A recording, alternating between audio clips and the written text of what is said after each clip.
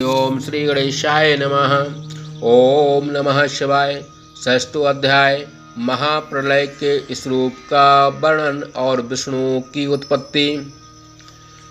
ब्रह्मा जी ने कहा कि हे ब्रह्मन, हे विदोत्तम नारद, तुमने लोक के हित की कामना से अत्यंत उत्तम प्रश्न मुझसे किया है, इसलिए तुम लोक उपकार करने वाले हो।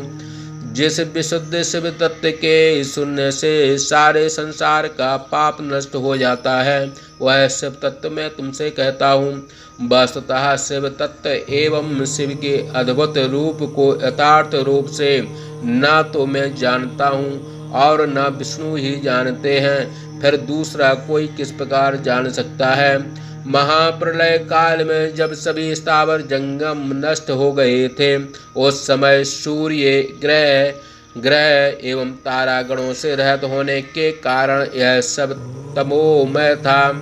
उस समय चंद्र, दिन, रात, अग्नि, वायु, पृथ्वी, जलादि तत्व कुछ भी नहीं थे। प्रधान ब्रह्मा एवं आकाश आदि तथा अन्य तेजों से रहित होने के कारण यह सारा जगत शून्यमय था। यह सारा लोक आदृष्ट कर्म फल से शून्य, शब्द, स्पर्श, गंध, रूप, रस आदि तन मात्राओं से रहित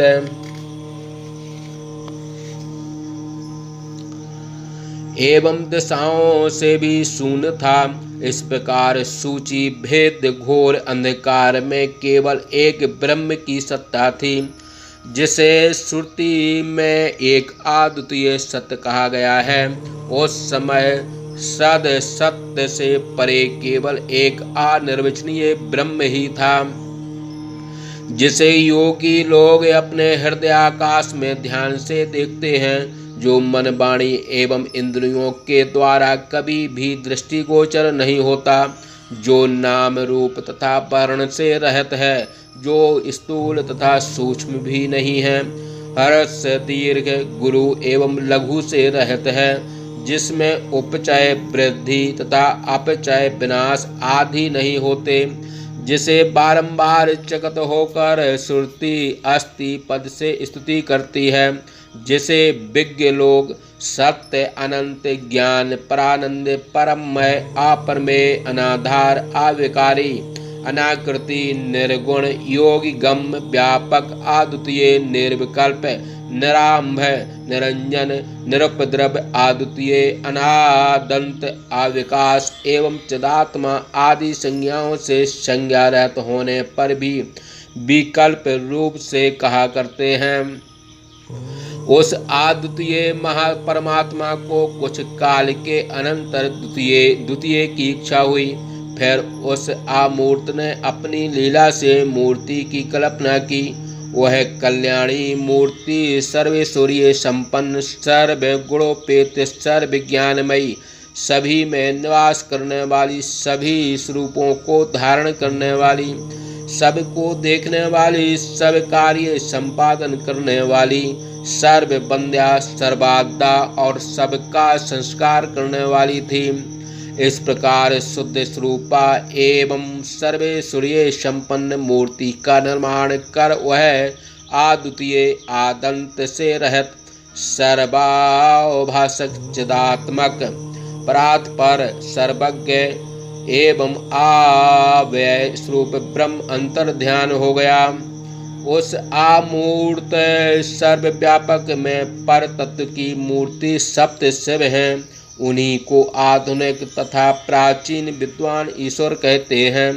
फिर स्वच्छंद विचरण करने वाले उस एक शिव ने अपने शरीर से स्यों शरीर धारणी नित्य स्वरूपा शक्ति की सृष्टि की। विकार से रहित होने के कारण उसी को लोग प्रधान, प्रकृति, माया, परा, त्रिगुणा, बुद्धि तत्व की जननी आदि कहा करते हैं। वह शिव की शक्ति ही प्रकृति, सकलेश्वरी, अंबिका, त्रयोजनी, नित्या और मूल कारण कही जाती है। उसकी 8 भुजाएं हैं और विचित्र मुख वाली है।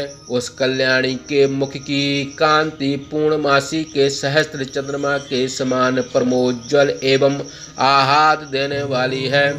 वह देवी नाना प्रकार के आभूषण तथा नाना प्रकार की गतियों से युक्त है।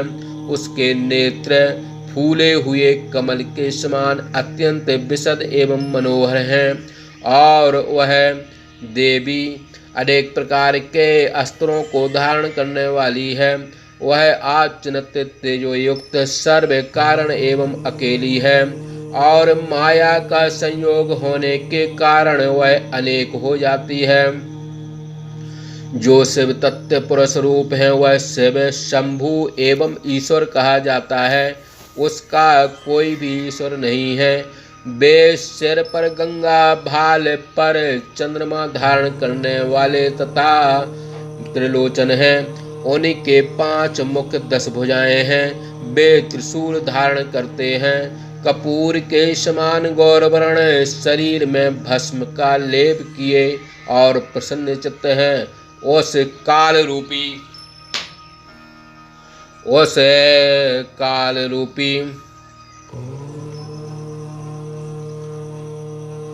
वह इस प्रकार गतियों से युक्त है। उसके नेत्र फूले हुए कमल के समान अत्यंत विशद एवं मनोहर हैं और वह देवी अनेक प्रकार के अस्त्रों को धारण करने वाली है। वह आचनत तेजो युक्त सर्व कारण एवं अकेली है और माया के संयोग होने के कारण वह अनेक हो जाती है। जो शिव तत्व पुरुष रूप है वह शिव शंभु एवं ईश्वर कहा जाता है। उसका कोई भी ईश्वर नहीं है। वे सिर पर गंगा भाल पर चंद्रमा धारण करने वाले तथा त्रिलोचन हैं। उनके 5 मुख 10 भुजाएं हैं। वे त्रिशूल धारण करते हैं। कपूर के समान गौरवर्ण शरीर में भस्म का लेप किए और प्रसन्नचित्त हैं। उस काल स्वरूपी पर ब्रह्म ने अपनी शक्ति को साथ लेकर शिवलोक नामक क्षेत्र का निर्माण किया। उसी सब क्षेत्र को लोग सबके ऊपर विराजमान होने के कारण काशी नाम से पुकारते हैं। वह मोक्ष क्षेत्र भी कहा जाता है। उस मनोरम क्षेत्र के परमानंद स्वरूप शिव तथा भक्ति दोनों नित्य रमण करते हैं और प्रलय काल में भी उस क्षेत्र का त्याग नहीं करते। इसी से उसे अविमुक्त भी कहा जाता है। पिनाक धारण करने वाले भगवान सदाशिव ने सर्वप्रथम अपने इस विहार स्थल को आनंद वन के नाम से कहा था। बाद में यही क्षेत्र अविमुक्त नाम से कहा गया। हे नारद, उस आनंद वन में शिव शिवा को रमण करते हुए एक दूसरे पुरुष के निर्माण की इच्छा हुई। शिव एवं शिवा ने सोचा कि चिंता रूपी तरंग से आंदोलित सत्य रूपी रतन, तमोगुण रूपी ग्राह्य एवं रजोगुण रूपी विद्रुम से युक्त इस चित्त समुद्र को आकिंचित कर कोई ऐसा पुरुष निर्माण करना चाहिए जिसके ऊपर इस सृष्टि का समस्त भार देकर शांति से हम लोग मात्र इस काशी में स्वच्छंद रूप से विहार करें और इस काशी का परित्याग कभी न करें। वही पुरुष मेरे अनुग्रह को प्राप्त कर सृष्टि का निर्माण, पालन एवं संहार करें, जिसके प्रसाद से हम लोग सुख से आनंद कानन में निवास करें और बाहरी चिंता से युक्त इस मनोवृत्ति को उसी में आरोपित करें, सुख से शांति को प्राप्त करें। उस शक्ति के साथ ऐसा विचार कर सर्वव्यापक परमात्मा सदाशिव ने उस पराशक्ति के दाहिनी 10वें अंग में सुधा सौ का निर्माण किया। तदंतर उस शक्ति से एक त्रिलोक सुंदर पुरुष उत्पन्न हुआ, जो शांत सद्गुण संपन्न एवं गंभीरता में सागर के समान था। क्षमा करने में तो उसकी उपमा किसी अन्य से नहीं की जा सकती थी। उसके शरीर का वर्ण इंद्र नीलमणि के समान था एवं नेत्र कमल के समान विशाल थे। वह दमकते हुए स्वर्ण के समान पीत वर्ण उत्तरीय तथा पीताम्बर 2 वस्त्रों से शोभा पा रहा था। विशाल भुजाओं से युक्त तथा अजेय था। उस पुरुष ने परमेश्वर को प्रणाम किया और बोला, हे स्वामिन, मेरा नामकरण करो एवं मेरे लिए कर्तव्य कर्म का भी निर्देश करो। इस बात को सुनकर शंकर जी ने हंसते हुए मेघ के समान गंभीर वाणी में उस पुरुष से कहा। शिव जी बोले, सर्वत्र व्याप्त होने के कारण तुम इस जगत में विष्णु नाम से प्रसिद्ध होगे। भक्तों को सुख देने के कारण तुम्हारे अन्य भी बहुत से नाम होंगे। तुम इस परम कार्य को सिद्ध करने के लिए सर्वप्रथम तप करो। ऐसा कहकर शंकर ने उस पुरुष को श्वास के मार्ग से वेदों को दिया। फिर भगवान विष्णु शिव को नमस्कार कर महान तप करने लगे। इधर शिव भी अपनी शक्ति के साथ अंतर ध्यान हो गए। विष्णु ने 12,000 वर्ष पर्यंत तप किया, किंतु उन्हें अपने अभीष्ट भगवान शंभु के दर्शन प्राप्त नहीं हुए। तब उन्हें बड़ा संदेह हुआ और हृदय में शिव का स्मरण करते हुए विचार करने लगे कि अब मुझे क्या करना चाहिए। इसी अवस्था में शिव जी ने आकाशवाणी में विष्णु से कहा, हे विष्णु, तुम अपने संशय को दूर करने के लिए पुनः तप करो। उस आकाशवाणी को सुनकर विष्णु ने पुनः कठिन तप करना आरंभ किया। इस प्रकार ब्रह्म ध्यान परायण महाविष्णु का बहुत काल व्यतीत हो गया। फिर ध्यान मार्ग से ही विष्णु प्रबुद्ध होकर विस्मय से विचार करने लगे कि यह महान तत्व क्या है।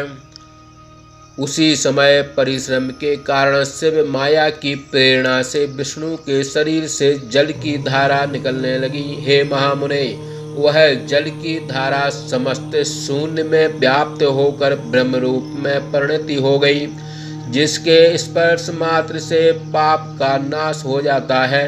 फिर तपस्या से क्लांत हुए विष्णु मोहित होकर प्रसन्नता से उसी जल में सो गए। उस जल में सोने के कारण उनकी श्रुति सम्मत नारम जलम तदेवम एनम ऐसा नारायण यह नाम हुआ। उस समय उस प्राकृतिक पुरुष के अतिरिक्त इस जगत में कुछ नहीं था। तदंतर उस महात्मा विष्णु से तत्वों का प्रादुर्भाव हुआ। हे महामते, उन तत्वों की उत्पत्ति का प्रकार मैं आप लोगों से कहता हूँ।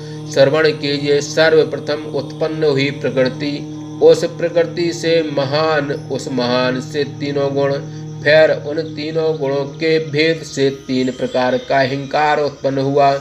उस अहंकार से तन्मात्राएं रूप रस गंध स्पर्श एवं शब्द, उन तन्मात्राओं से 5 महाभूत पृथ्वी जल तेज वायु और आकाश प्रकट हुए।